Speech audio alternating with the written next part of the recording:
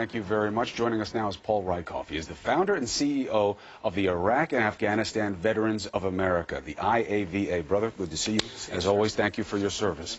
I asked you, what do you want to talk about, what mattered about last night? And you said that it happened. Yeah. Why? Well, we asked our members recently how they feel Washington is doing, and only 20% of them felt like President Obama was listening to Iraq and Afghanistan vets. So this is a conversation that's long overdue. We should have had it every year. We should have had it 7 years ago. We should have had it during the VA scandal. It's good that we had it, and it was a really smart conversation. The questions from the veterans and military folks were excellent. We got to some substantive issues, but we should have had this conversation before the VA scandal, and maybe the president could have been ahead of it, and CNN wouldn't have had to do stories for year after year about folks dying on waiting lists. So it's long overdue. And really now it positions us to have a conversation with the candidates like we had on the IAVA forum on NBC a few weeks ago. Now this is becoming a regular political conversation, and that's a good thing for veterans, and it's a good thing for our political debate. Now, you often say, listen, are we sick? Yes. Is PTSD a bigger problem? Is suicide a bigger problem? Yes, yes. But don't treat us all like we're all sick. We have real needs when we come back home, and everyone says they support the troops, but they don't support us when we get back here. How so? Well, you know, look, we're not all damaged. We're not all broken. Combat is a difficult thing to experience. PTSD and other mental health injuries are a real problem. But many of us are doing great things. We're in school. We're community leaders. We're first responders. I thought a real good moment last night for the president and for the country is when he really took on the stigma of mental health. He's really evolved in his language, talking about suicide, talking about how folks can come forward and get help, how it's a sign of strength and not weakness. That's a real step forward for the conversation.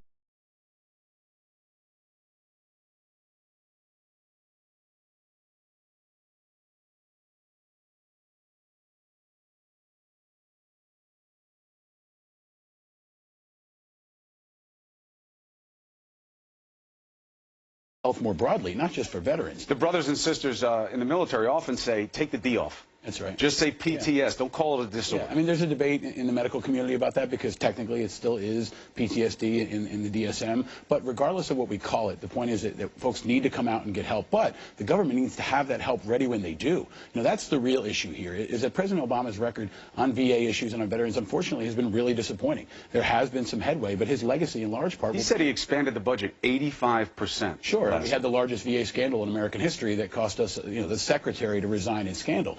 Budget, you know, increases alone are not the problem. There have been good budget increases. He has fought for that. We've made progress on homelessness, and joining forces has been a good step forward. But we also had folks on waiting lists. We had a disability backlog that he said he was going to get to zero, that he didn't. They said they were going to end veterans' homelessness. They didn't. There are many of these promises that have been made that are kind of like the promise to close Guantanamo. Right? It sounded great on the campaign trail, but it just hasn't gotten done. So the rhetoric is strong. The president does care. But at the end of the day, we've had a lot of major mistakes and unforced errors that could have been avoided.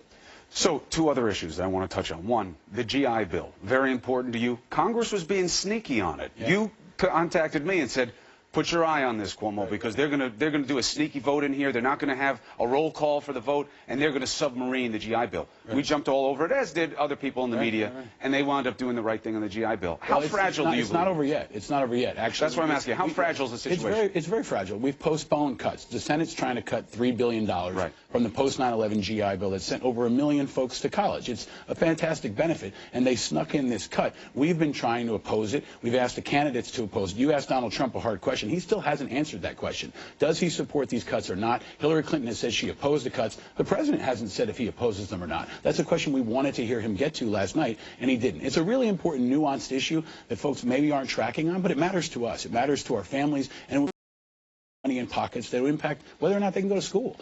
So these are the kinds of issues we need to pull up and make a national conversation, especially when we're a country at war. Right? You still haven't heard a lot on the campaign trail until recently about the fact that we've actually got folks in Iraq, in Afghanistan, just sent a few thousand more, a few hundred more yesterday. That's forgotten. So we want to make sure we're not forgotten. This conversation is a good step forward, but it's only a step. It has to be part of a continuing effort to have a real national discussion on all these issues that have plagued our community for over a decade. Well, look, as we've always said here, you tell us how to help the IAVA, we will, because it's in the interest of all Americans. Thanks, man. You guys have been great about it. We appreciate it very much. And I need more of those. I keep directing people to the website. Everybody wants to support you guys. I can't keep it on the wrist. Oscar Mike, veteran-owned company, IAVA merchandise is there, and it helps support the cause. Absolutely. Great. Always a pleasure. Thanks, man. Thanks again. Allison. Well, pundits and our CNN poll suggest that Hillary Clinton finished ahead of Trump at Monday night's debate. But there are still 2 more debates to go. Can Donald Trump bounce back? Is Hillary Clinton overly confident? We discuss. Credit Karma? Why are you checking your credit score? You don't want to ride the 13L forever, do you? Credit Karma, huh? Yeah, it's free. Credit Karma. Give yourself some credit. Do you own a home or a condo? Then it's time you learn about American Residential Warranty. Hi, I'm Anthony Sullivan. And I'm Michelle Edmonds. And we're here with important information for every homeowner. Did you know home appliance and major system breakdowns cost homeowners an average of $1,700 per year in repairs and replacements? American Residential Warranty can help cover those costs with home service plans starting at less than $1 a day. For most covered repairs, you simply pay a small service fee, and American Residential Warranty will take care of the rest, including parts and labor. American Residential Warranty replaced my dishwasher with a brand new one, and I